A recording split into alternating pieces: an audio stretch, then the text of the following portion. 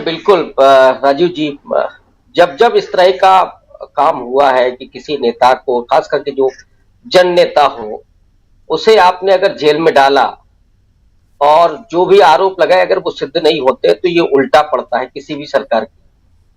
अरविंद केजरीवाल बहुत मजे हुए नेता है। जब अभी तक उनके चाहे डिप्टी सीएम जेल गए हों या संजय सिंह गए हों, एक भी पैसे को ईडी साबित नहीं कर पाई है कि पैसा गया कहां है, किसने लिया है, कितना लिया है, और जिसके जरिए इन लोगों को फंसाया गया है, जो केजरीवाल का अपना कहना है, वो व्यक्ति, वो रेड्डी 55 करोड़ रुपया का इलेक्टोरल बॉन्ड खरीद करके बीजेपी को चंदा देता है। जी। ये क्या आंखों में आप धूल झोंक सकते हैं लोगों के? मुझे लगता है कि ये एक बड़ा मुद्दा है जो सीधे जनता तक पहुंच चुका है। वो पिछले लोकसभा चुनाव में चौकीदार चोर है जो नारा लगा था, वो इसलिए दब गया था क्योंकि उस समय पुलवामा हुआ, फिर बालाकोट में वो पूरा जो मीडिया जिस तरह से आ गया था सामने, तो उस वजह से वो चीज नहीं चल पाई। लेकिन इस बार ऐसा कुछ भी नहीं है। न तो आपका धर्म का मुद्दा चल पा रहा है, ना आपका राष्ट्रवाद का मुद्दा। तो लद्दाख का देख लीजिए आप, जिन लोगों ने, पहाड़ी क्षेत्र के लोगों ने ज्वाइन की है अभी कांग्रेस पार्टी, उनका क्या कहना है? या जो लोग अभी अनशन पर थे, वो उन लोगों का क्या कहना है? कि भारत सरकार जिसकी बात करती आ रही थी, नरेंद्र मोदी जो पिछले सरकार में ये कहते थे कि साहब चीन को लाल लाल आंखें दिखानी चाहिए, उन्होंने अपना मुंह तक नहीं खोला है।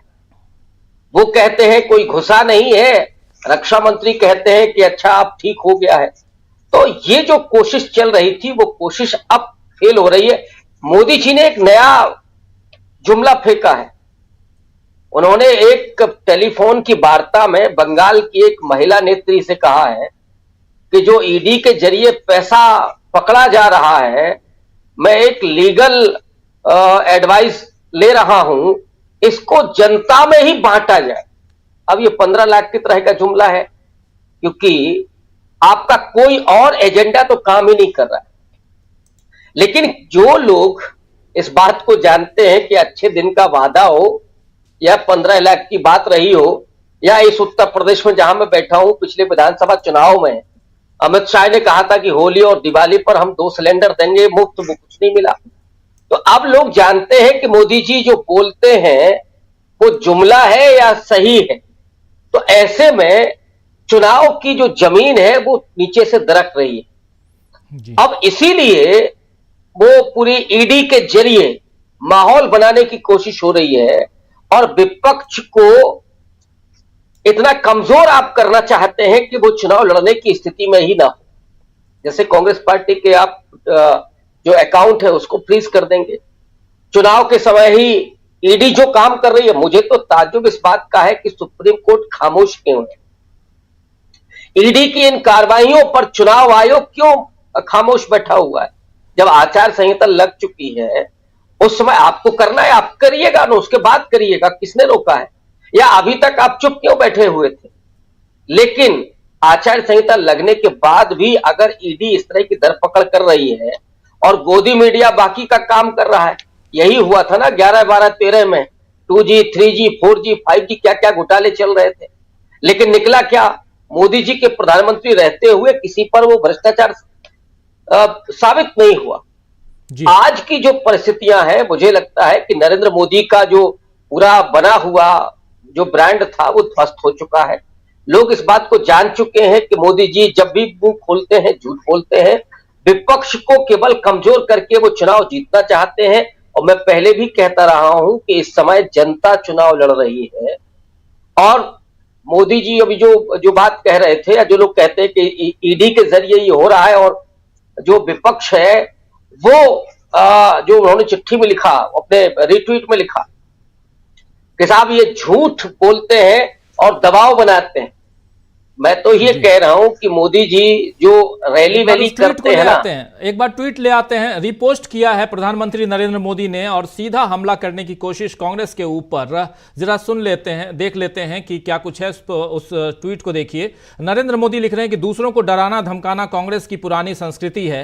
5 दशक पहले ही उन्होंने प्रतिबद्ध न्यायपालिका कमिटेड जुडिशरी का आह्वान किया था।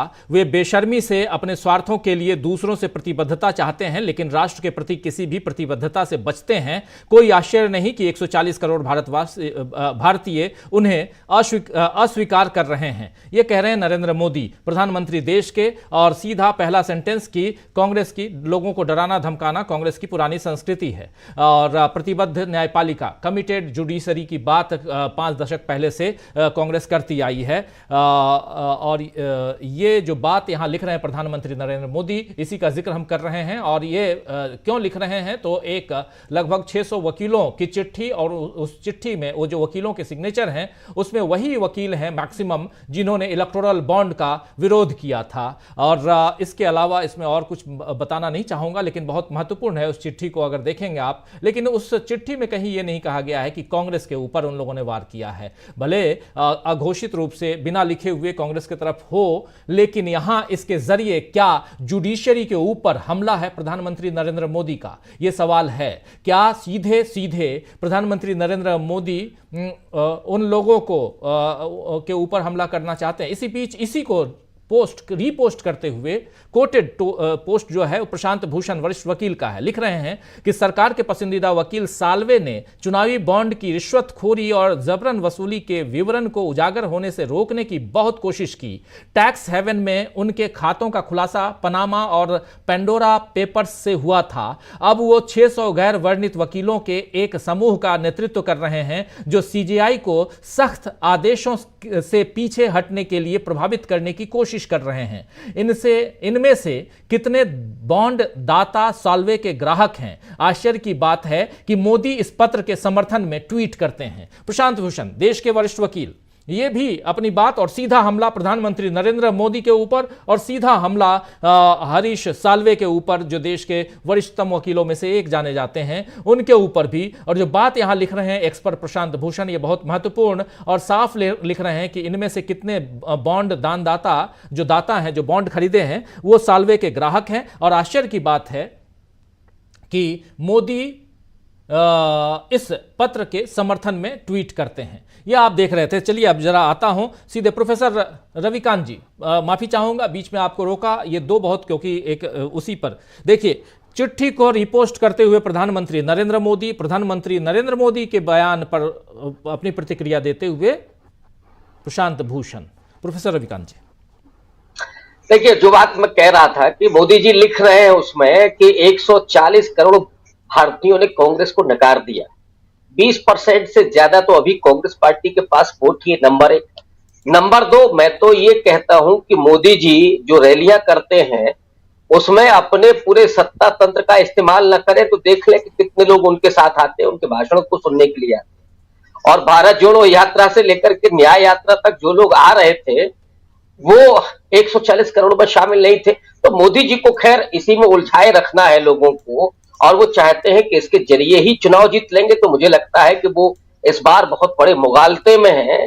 देश की जनता चुनाव लड़ रही है और उसको विपक्ष भी महसूस कर रहा है और सत्ता पक्ष जिस कदर महसूस कर रहा है, यही वजह है कि लगातार टिड्डी दल की तरह ईडी हमलावर है और मीडिया जिस तरह का गुणगान कर ही रहा है, उससे लगता है कि बेहद बौखलाहट इस समय मोदी जी के खेमे में है। लेकिन क्या लोग इसको बर्दाश्त करेंगे? जो 10 साल में हुआ, आपने रिपोर्ट कार्ड तो दिया नहीं कि आपने क्या किया, लेकिन उल्टा ही आपको केवल विपक्ष पर हमला करना है, आपको बताना नहीं है कि हमने क्या किया। क्या देश की जनता, देश के नागरिक आंखों पर पट्टी बांध करके बैठे हैं? ऐसा मुझे नहीं लगता। और इसलिए मुझे लगता है कि इस बार का चुनाव बीजेपी के लिए वो पूरी तरीके से जवाबदेही वाला चुनाव होगा और लोग उनको रिजेक्ट करने जा रहे हैं।